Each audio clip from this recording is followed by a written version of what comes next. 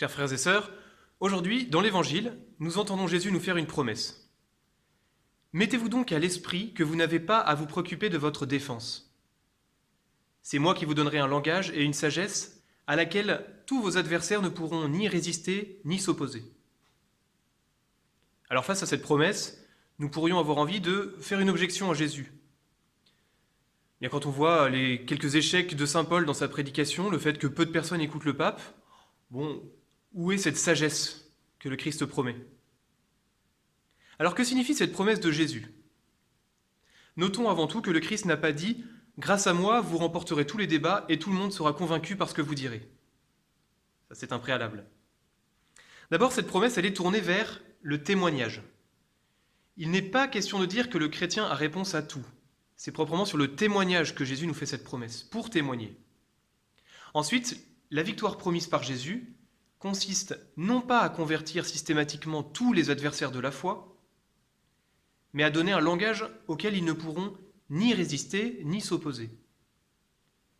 Et en fait, ça, nous le voyons plein de fois dans l'Évangile. Combien de fois Jésus répond aux questions et aux pièges de ses adversaires ? Et c'est lui qui a le dernier mot.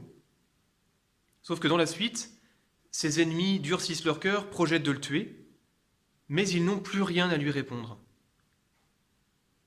Jésus n'est pas en train de promettre une conversion de force, il nous promet que si nous nous attachons à lui, rien ni personne ne pourra altérer notre foi et notre persévérance. Enfin, cette sagesse consiste à imiter le Christ lui-même, qui est doux et humble de cœur. On ne reproche pas à quelqu'un d'être doux et humble de cœur. On peut lui marcher dessus, le tuer même, mais pas le convaincre d'erreur. La douceur et l'humilité sont déjà un témoignage de la vérité. La vérité, elle ne se remporte pas sur un plateau télé, elle se vit au quotidien. Et c'est le meilleur témoignage qu'on puisse lui donner, en fait. Donc demandons cette grâce, en ce jour, d'être fidèles à notre foi, dans notre témoignage de foi. Que nous sachions laisser grandir en nous cette sagesse qui vient de Dieu. Amen.